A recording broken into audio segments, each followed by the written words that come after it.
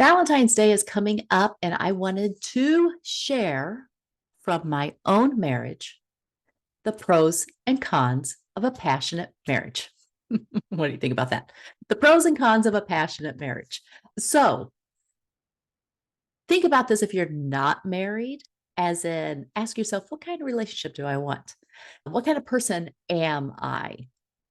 And think about this if you're married and you think either we have a passionate marriage and I can see myself in the things that April has described, or I wouldn't say that our marriage is passionate, but maybe once you hear the pros and cons, you will find your own word to describe your marriage that suits you.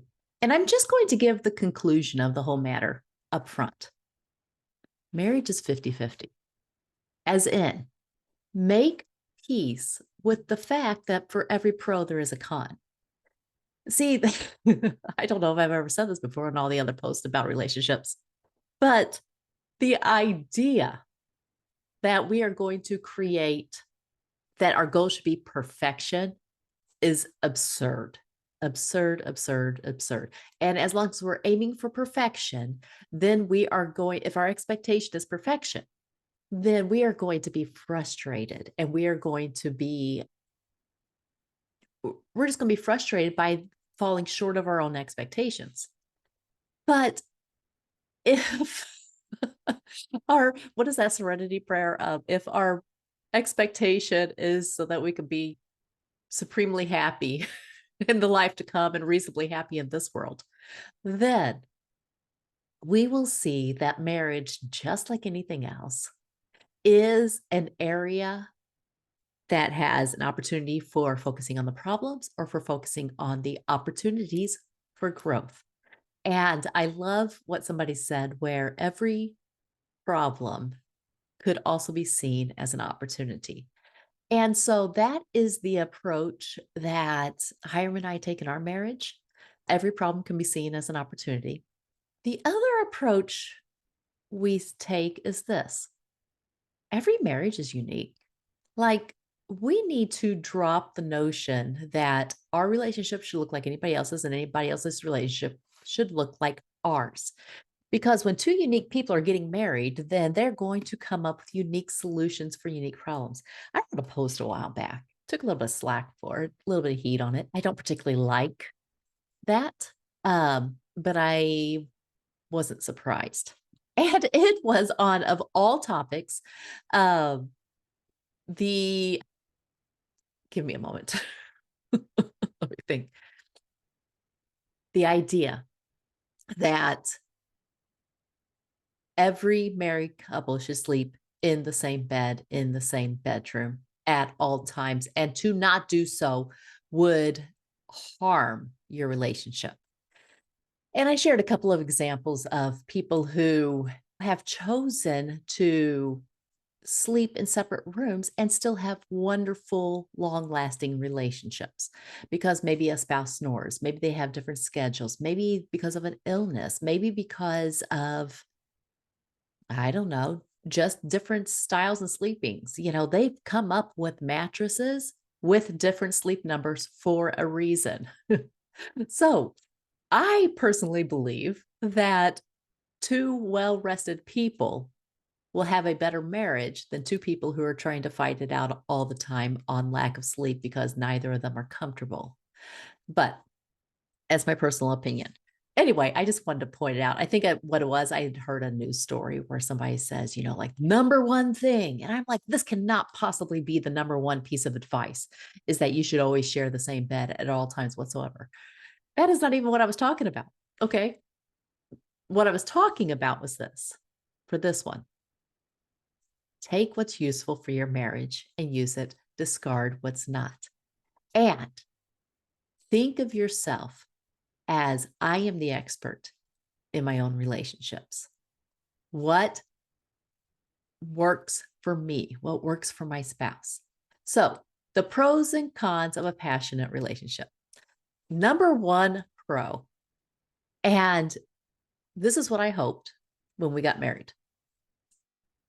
If you have kids, I'm going to talk about something. You might want to listen to this when you're alone. All right. Number one, the pro of a passionate marriage is that the sex is great. It's what I always wanted. It's what I hoped for. When I thought about marriage, I was hoping that we would have a relationship where the sex was great, mutually beneficial. Not this idea that the woman has to submit to the husband's carnal desires and it's not really about her, it's about him. I was looking for a relationship where it hope I'm not turning too red on this.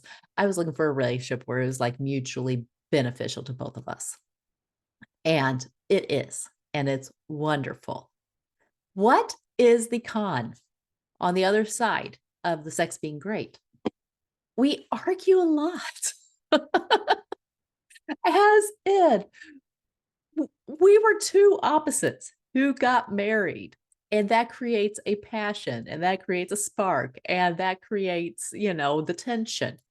And it also means that we have that spark and tension in all these other topics and things. And so I used to think, oh, it's such a bad thing that we argue a lot. But I realized, wait, put two passionate people together. And yes, you know, that means that the sexual side of our life is hardly needs any work. Let's say it like that. The communication side of our life, oh my gosh. Oh my gosh. Oh my gosh. So we had to work through all the things, and we still work through all the things because even today, we come at different things from different angles. And so it takes extra work for us to see each other's viewpoint, not because we don't want to, but because sometimes we don't even realize that we're not seeing each other's viewpoint. So we argue a lot. Now, I'm okay with that. Like I said, it's 50-50, pros and cons. I would choose that over the other any day of the week and I also signed up for doing whatever it takes to have a great marriage. So, number one, that was number one. Number two, you're probably going to guess this from the way I'm talking. We both go after things intensely. We both believe in personal growth. We both believe in trying to reach your potential. We both believe in ambition. We both believe in having goals. We both believe in doing all you can for the kingdom. We both believe in being there for your family. We both believe in entrepreneurship. There's so many things that we both believe, and we go after them intensely because we're both passionate. So we do everything intensely. Okay. What is the con of that? We don't always go after the same thing. And we don't always agree in the manner in which we should go after those things and the order and the priority and the timing of everything and the plan for everything. So we both go after our things intensely. We don't always agree in the way that we should be doing that or if they're even the same things. So pros and cons of a passionate marriage. Number three, and this is the one my husband actually said this, and I completely agreed. So, these are words that have come from both of our mouths because they might sound shocking. You ready? What we love about each other the most is also what we hate about each other the most. I'm tearing up a little bit because passionate, intense.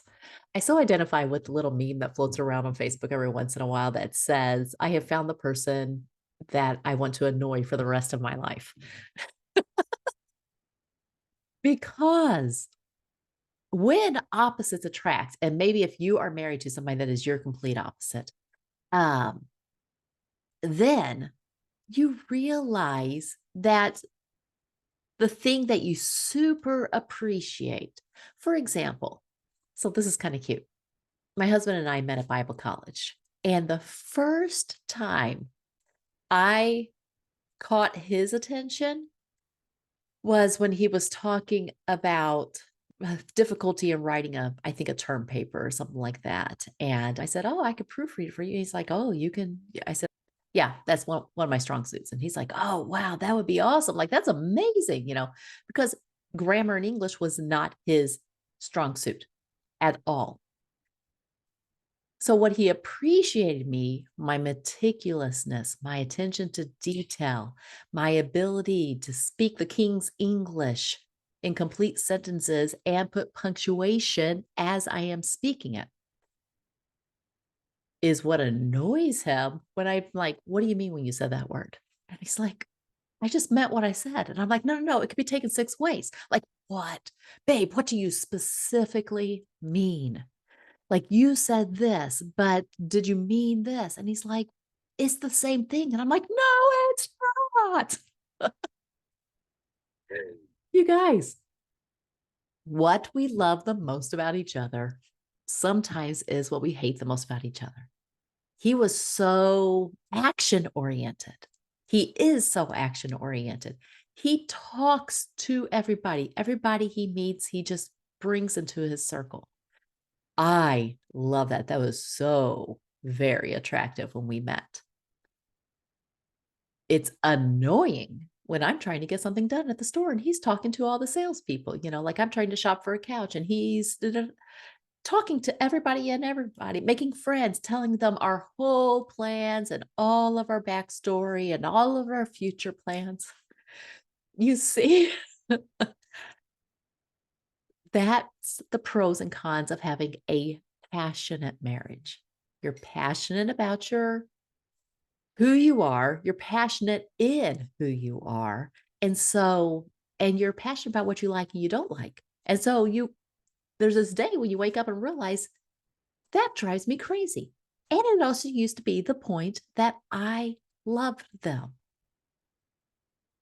And that is the benefit of sticking it out and putting the work in and getting to where we are now, which is coming up on our 25th anniversary, is you just make it work. As in, you drop the idea that my marriage should look like somebody else's, or that a perfect marriage, we wouldn't argue, or we wouldn't still be arguing, or that it would look like this. And you look at your marriage for what it really is, and you you intentionally look for the positives, while also not ignoring the negatives to the point of resentment. And if there is anything that Hiram and I have done well, is that we intentionally focus on the positive aspects of our relationship. And we also never ignore the negatives. Now, we may not deal with a problem right then and right there, but in the end, neither of us is afraid to, as I call it, speak the truth in love. And I think sometimes that might be the message that gets lost in.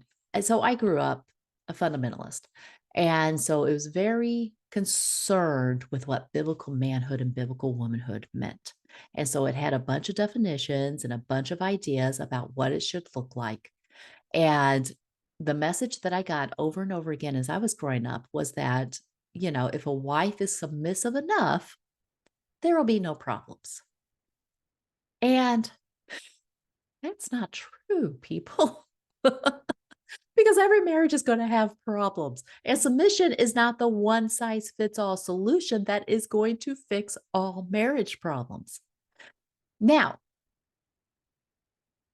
submission is something that can fix some problems, like disagreements on, oh, I don't even want to go there because I don't want to make this a super long episode.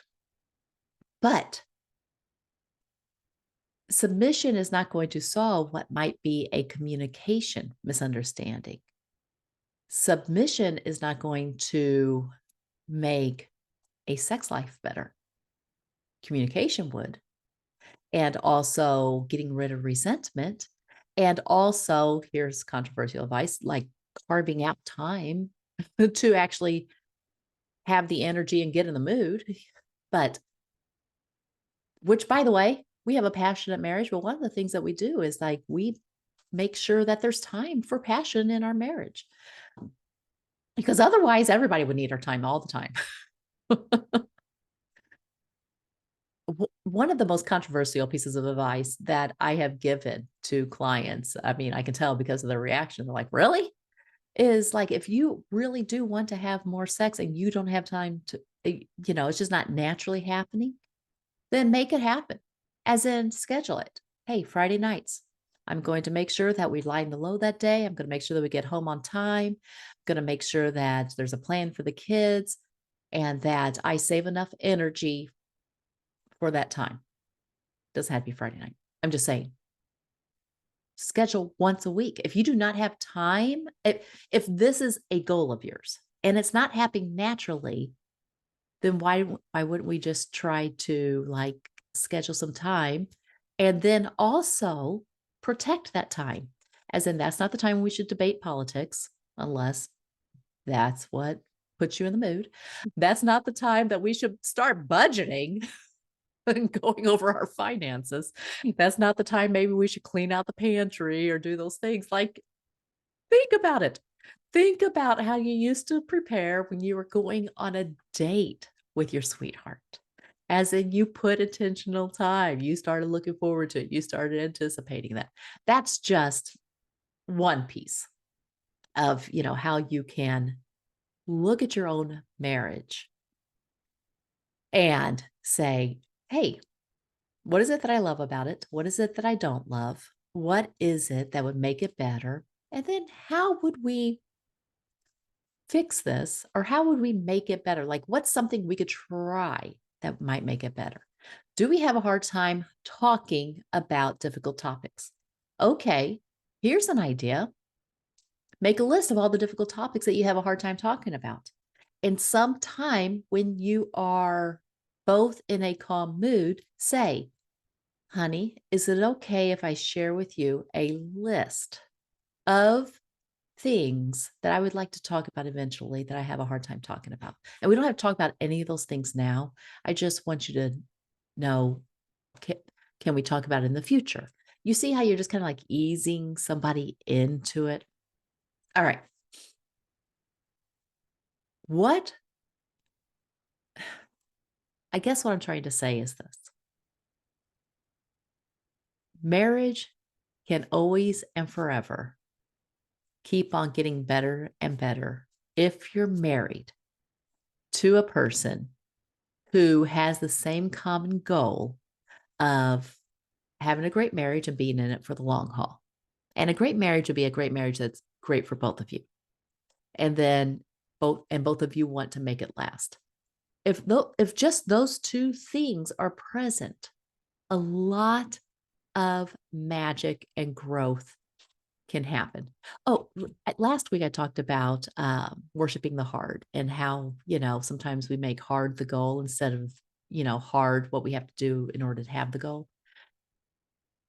And I said, we have to choose where we put our hard. If we avoid something because it's hard, then it gets harder on the back end. We choose easy on the front end, hard on the back end. Well, I don't know that there's any place in the world where that advice is more true than in marriage. So,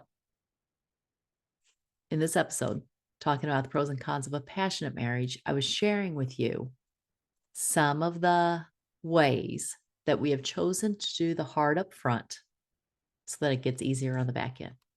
We choose to look at our marriage as our unique relationship. We choose to mutually appreciate each other's differences and what those differences bring to the table. We realize that marriage is 50-50. Like, there is a pro and a con to just about every aspect. We're both intense.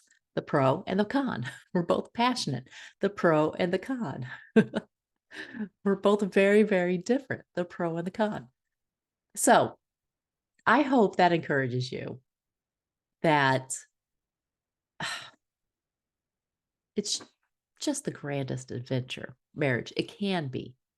And also, it'll never be if it's, and maybe this should be a topic for another day, but if if having a great marriage requires that one person sacrifice who they truly were created to be in order to make another person happy, that doesn't work. That's not a marriage. That's just two people trying to please one person.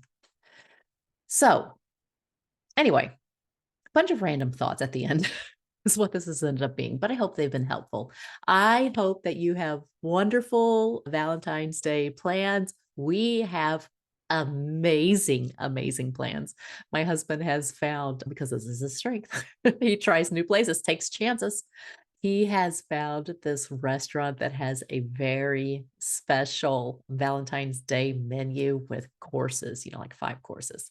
And I am so excited to try, and we both dress up, and then we see all the other people that are all dressed up, and it's just a special time. So anyway, Valentine's Day is one of my favorite holidays of the year. I hope yours is amazing. I know mine will be. And until we talk next time, bye bye.